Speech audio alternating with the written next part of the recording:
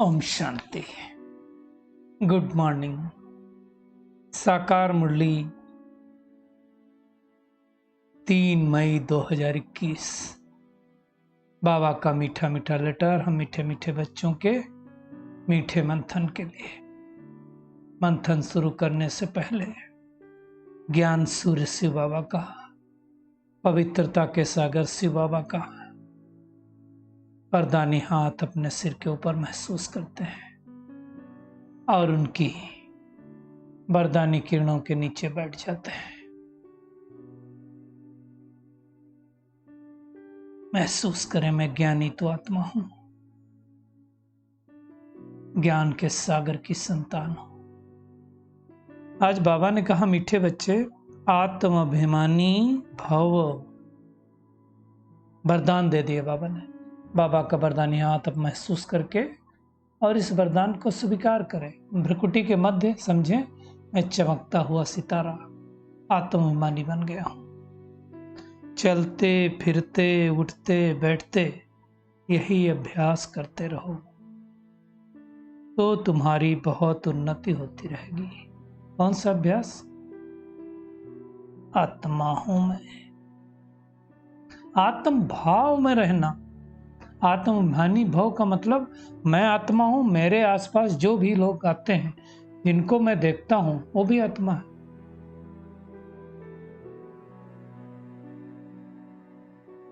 आज का प्रश्न है, बाप की एक्यूरेट याद किन बच्चों की बुद्धि में रहेगी? एक्यूरेट याद है? बाबा कहते हैं जिन बच्चों ने बाप को एक्यूरेट जाना है। कई बच्चे कहते हैं कि बिंदु को भला कैसे याद करें? भक्ति में तो अखंड ज्योति समझ याद करते हैं, अभी बिंदी कहकर मुंह जाते हैं। इसलिए पहले पहले ये निश्चय हो कि बाप अखंड ज्योति नहीं, वो तो अति सूक्ष्म बिंदु है, तब याद एक्यूरेट रह सकती है। इसलिए बाबा कई बार मुरली में बोलते हैं ना, मैं जो हूं, जैसा हूं, मुझे कोटों में कोई पहचानता है।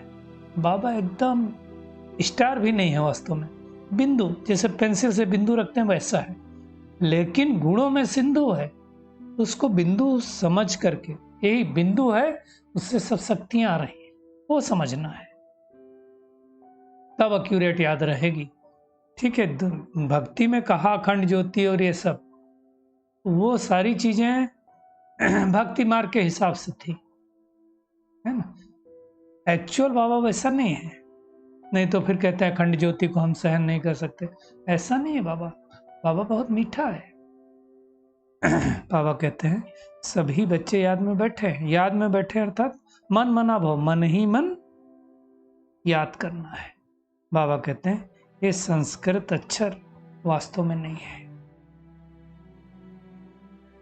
बाबा ने सहज राजयोग सिखाया है, संस्कृत वाले अक्षर थोड़ी बाबा बोलेगा, बोले नहीं है बाबा ने कुछ।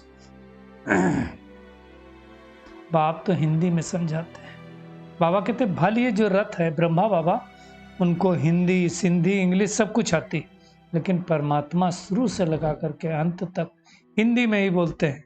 और हमारी जो दुनिया आने वाली है ना, वहां भी यही भाषा होने वाली है। तो बाबा कहते हैं दुनिया में तो जो जिस धर्म का है उसकी वो अपनी भाषा है, यहाँ हिंदी भाषा चलती है। बाबा कहते हैं सब भाषा समझना भी आसान है, सहज है। इसमें अच्छा, बाबा जो ज्ञान सुनाता, बाबा कहते उसमें कागज पेंसिल की भी दरकार नहीं। क्या करना है?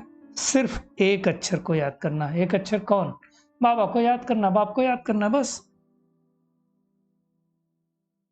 बाबा कहते हैं गॉड को अथवा ईश्वर को अथवा परमपिता परमात्मा को कोई याद न करे, ये मुश्किल है। सोचो, याद तो सभी करते हैं ना। दुनिया में कौन है जो न गॉड को, अल्लाह को न याद करता हो? वो अलग बात है कि उनकी पहचान उनको नहीं है, बाप ही आकर पहचान देते हैं। बाबा कहते हैं फिर शास्त्रों में जो इतनी लंबी आयु लिख दी है ना, इतनी लंबी आयु है नहीं। तो बाबा कहते हैं जो बड़े बूढ़े हो कैसे समझेंगे? सिर्फ यही समझो, बाबा, शिव बाबा के लिए ही बाबा बोलते हैं। आप देखो, कहेंगे भोले बाबा के मंदिर गए थे, तो बाबा शब्द और किसी के लिए नहीं आता है, वही इस परम धाम में रहने वाला सच्चा सच्चा बाप है। याद उनको ही करना है। चाहते भी हैं हम पावन बने, बुलाते भी हैं पतित पावन को, तो कैसे बनेंगे? जब तक उनको याद नहीं करेंगे तब तक हम पावन नहीं बनेंगे। तो मुख्य बात क्या है? बाबा को याद करना। और बाबा को क्यों नहीं याद आता है? जब बाबा कहते लौकिक बाप को याद कर सकते हो तुम घड़ी घड़ी, तो अपने परमात्मा को नहीं याद कर सकते हो? चेक करें, मैं आत्मा क्यों नहीं याद कर पा रहा हूं? क्या मेरा प्यार नहीं है बाबा से? केवल भक्ति मार्ग में पुकार, अरे वो बाबा जिसको 2500 साल हमने याद किया वो आया हुआ है। बाबा कहते हैं दुनिया के लोग संगम को नहीं जानते।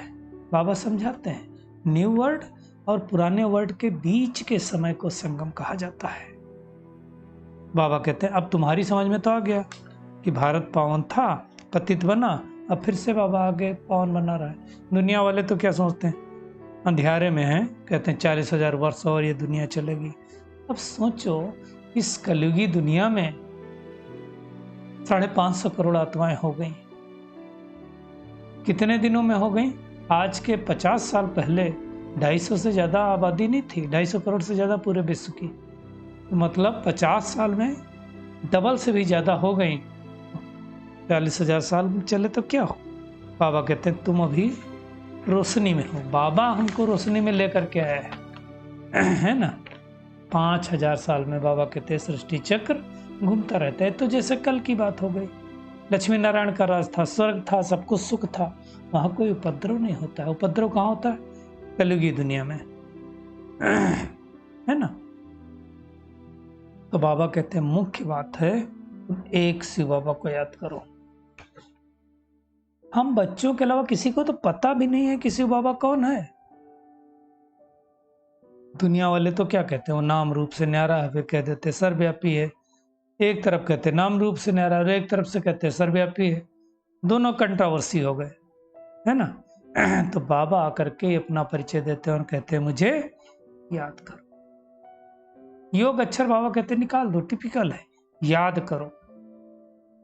जैसे छोटा बच्चा क्या करता है, बाबा बहुत अच्छा एग्जाम्पल देते हैं। माँ बाप को देखेगा तो झटा करके लिपट जाएगा, गले लग जाएगा। हम भी शिव बाबा के गले सूक्ष्मतन में जा करके ब्रह्मा बाबा के द्वारा लग जाएं।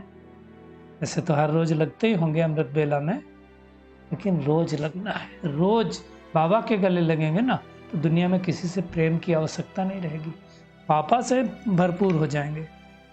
बाबा कहते हैं भक्ति मार्ग में भी तो तुम याद करते हो। सोमनाथ का कितना बड़ा मंदिर बनाया, जिसको मोहम्मद गजनबी ने 18 बार लूटा। बहुत नामी ग्रामी मंदिर है ना सोमनाथ का, सबने देखा ही होगा। तो बाबा कहते हैं अभी तुम आत्माभिमानी बनते हो। बहुत सहज है, यही संकल्प करो ये तो हमारा बाबा है। बाबा ज्ञान का सागर, सुख का सागर, पतित पावन है। बहुत महिमा है बाबा की। इतनी महिमा विष्णु शंकर की नहीं है, ब्रह्मा की नहीं है। और बाबा आकर के हमको वर्षा देते हैं। जैसे लौकिक बाप लौकिक बच्चों को वर्षा देते हैं, लालन पालन करते हैं, वैसे बाबा भी आकर हमको पालना करता है, मुरली सुनाता है, अमृत वेले सकाश देता है, सब कुछ तो करता है बाबा। तो हम कितने भाग्यशाली हैं। बाबा कहते हैं फिर तुम्हारे में भी कोई तो बड़े अच्छी रीत से याद करते हैं, कोई कम अच्छी रीत से याद करते हैं, है ना। तो बाबा को अच्छे ढंग से याद करना है, बिंदी समझ करके याद करना है। बाबा कहते हैं तुमने मुझे बुलाया, किस लिए बुलाया? पावन बनने के लिए बुलाया। तो मुझे याद करो तो पतित पावन बन जाओगे। एक ही उपाय है पावन बनने का, सिर्फ और सिर्फ बाबा को याद करना है। दुनिया में बाबा समझाते हैं कि देखो, कहती तो आत्मा ही है शब्द कि मुझे पावन बनाओ, है ना। आत्मा ही जज बैरिस्टर आदि बनती है। आत्मा ही कहती मैं राजा हूं, मैं फलाना हूं। एक शरीर छोड़ के दूसरा शरीर भी कौन लेता है? आत्मा ही लेती है। तो बाबा कहते हैं इसको कहा जाता है आत्माभिमानी स्थिति। देखिए ये समझना है, मेरा पद पोजीशन क्या है। मैं चाहे स्त्री हूं, चाहे पुरुष हूं, चाहे ऑफिसर हूं, चाहे डॉक्टर हूं, चाहे इंजीनियर हूं, एक्चुअल मैं कौन हूं? आत्मा हूं। ये समझ ही देही अभिमानी स्थिति है, आत्माभिमानी स्थिति है। और ऐसा नहीं होगा कि हर समय यहाँ पर कोई सितारा चमकेगा, नहीं। महसूसता की बात, ज्ञान की बात, समझ की बात है ना। बाबा कहते हैं तुम जानते हो कैसे हमने 84 जन्म लिया, तुम अभी सुदर्शन चक्रधारी बनते हो। उठते बैठते चलते फिरते बुद्धि में तुमको ये नॉलेज है, दुनिया को नहीं है, हमको है ये नॉलेज। तो बाबा कहते हैं मीठे मीठे सिगलदे बच्चों, क्या चाहिए तुमको? पेट के लिए सिर्फ 2 टुकड़ रोटी चाहिए। कोई ज्यादा पेट मांगता है क्या? बाबा कहते हैं 1 पाव आटे में काम बन जाता है, दाल रोटी बस। देखो बाबा कितनी प्रैक्टिकल बात बोलते हैं। आज दुनिया में 10 रुपए में भी पेट भरता है तो 10,000 में भी पेट भरता है। नल से पानी निकाल के पियो, फ्री। 5 स्टार रेस्टोरेंट में जाकर के पानी पियो तो हो सकता 500 का भी मिले, 5,000 का भी मिले, फर्क है ना। इसलिए बाबा कहते हैं 10 में भी पेट भरता है, 10,000 में भी बढ़ता है। जो मनुष्य ज्यादा भिन्न भिन्न चीजें खाते हैं ज्यादा बीमार होते हैं। बाबा कहते हैं, डॉक्टर लोग भी कहते हैं एक प्रकार का खाना खाओ, तो बाप भी कहते हैं रोटी टुकड़ खाओ, जो मिले खुश रहो। दाल रोटी से ज्यादा कोई हेल्दी चीज होती नहीं। जबरदस्ती बाबा कहते हैं लालच नहीं करो। सन्यासी लोग कैसे रहते हैं? ऐसे रहते हैं ना। तो बाबा समझा रहे हैं मतलब क्या है, हमारा खाना बनाने में उसी में सारा समय न चला जाए। अक्सर करके देखो होता क्या है, सुबह उठे नाश्ता बनना है, खाना है, नाश्ता खत्म नहीं हुआ, पचा नहीं, लंच का ध्यान आ गया। हाँ, लंच खावा करके थोड़ा आराम नहीं किए, अभी चलो डिनर की तैयारी करो। डिनर करते करते सोने का समय आ गया। इसलिए हमारा गीत है ना एक, रात गवाई सोए के, दिन गवाया खाए के, उसमें नहीं पढ़ना है। बाबा कहते हैं तुमको ये ज्ञान समझ गया है, समझ में आ गया है। दुनिया में तो ऋषि मुनि सोचते हैं हम ब्रह्म में लीन हो जाएंगे। लीन होने की बात नहीं है, परमात्मा की याद में लीन होने की बात है। याद से ही आत्मा पवित्र बनती है ना। बाबा कहते तुम भी जानते हो कि अब हम कहने कैसे 84 जन्म लिया, कैसे नीचे उतरे, कैसे बाबा हमको पावन बना रहा है। बाबा कहते कई लोग फिर सोचते हैं कि परमात्मा तो सर्वशक्तिमान है। किसी से पूछो ड्रामा सर्वशक्तिमान है, परमात्मा, तो कहेंगे परमात्मा। बाबा कहते हैं मैं भी ड्रामा के बंधन में बांधा हुआ हूं। पतितों को पावन बनाने मुझे आना पड़ता है। तुम सतयुग में सुखी बन जाते हो। और फिर बाबा क्या कहता है, मैं जाकर के विश्रामी होता हूं। मतलब 2500 साल बाबा विश्राम लेता। वंडरफुल बात है। 2500 साल बाबा हमको सुख दे करके चुपचाप परम धाम में बैठ जाता है। वंडरफुल है। बाबा कहते हैं तुम सिर कूल्हे चढ़ जाते हो, तुम्हारी शेर पर सवारी। शेर पर सवारी अर्थात माया जो है ना विकराल है, शेर की तरह है, लेकिन जो आत्मा पावरफुल है उस पर सवारी करती है। मुख्य बात क्या है, बाबा को याद करना है तो वर्षा मिलेगा। याद से तुम एवर हेल्दी बनोगे। तो बाबा कहते हैं गांठ बांध लो। जैसे दुनिया में गांठ बांधते ना, तो तुम ये गांठ बांध लो कि मुझे शिव बाबा और वर्षे को याद करना है। वर्षा क्या है? तत्व की राजधानी। तो आज सारा दिन क्या करना है, एक तो मैं आत्मा हूं, जो भी आत्मा मिलती है उसको भी आत्म भाव में चलते फिरते उठते बैठते यही अभ्यास करना है। सुदर्शन चक्रधारी बन चक्कर लगाते रहना है। किसी चीज की लालच नहीं करनी है। रोटी दाल में खुश रहना है, जो मिले उसी में खुश। आज का बाबा का खूबसूरत वरदान है, बुद्धि रूपी पांव मर्यादा की लकीर के अंदर रखने वाले सर्व प्राप्ति संपन्न शक्तिशाली हो। बाबा कहते हैं जो बच्चे बुद्धि रूपी पांव जरा भी मर्यादा की लकीर के बाहर नहीं निकलते, वे लकी और लवली बन जाते हैं। उन्हें कभी कोई भी विघ्न अथवा तूफान, परेशानी, उदासी आ नहीं सकती है। यदि आती है तो समझना चाहिए कि जरूर बुद्धि रूपी पांव मर्यादा की लकीर से बाहर निकाला है। तो कभी भी श्रीमत के विरुद्ध नहीं करना है। रामायण में दिखाते ना, सीता ने मर्यादा रूपी लक्ष्मण रेखा को पार की तो रावण उठा ले गया ना। आज भी सृष्टि पर जब हम मर्यादा रूपी रेखा को पार करते हैं तो फिर माया के विघ्न तूफान दासी आती है। जिस दिन का ये आए तो बाबा कहते हैं चेक करो कि हमने कुछ उल्लंघन तो नहीं किया, मर्यादा रूपी पांव तो बाहर नहीं निकाला। लकीर से बाहर निकलना अर्थात फकीर बनना तो याद रखेंगे, माया की परवेशता हो जाएगी। मर्यादा की लकीर से बाहर निकले तो फकीर बन जाएंगे। इसलिए कभी फकीर किसको बोलते हैं? जो मांगने वाला होता है, वो ऐसा नहीं बनना है, सर्वशक्तिशाली संपन्न बनना है। स्लोगन है, जो सदा न्यारे और बाप के प्यारे हैं वही सेफ रहते हैं। तो इस महामारी के समय हमको न्यारा रहना है। बाबा भी देखो कह रहा है, न्यारा रहना मतलब सबसे दूर रहना है। दूर, शरीर से तो हम दूर रहते हैं,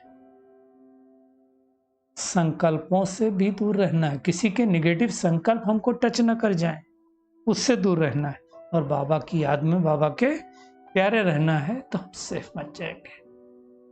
चलिए परमात्मा किरणों के नीचे बैठ जाते हैं और महसूस करें, मैं पद्मा पदम भाग्यशाली आत्मा हूं।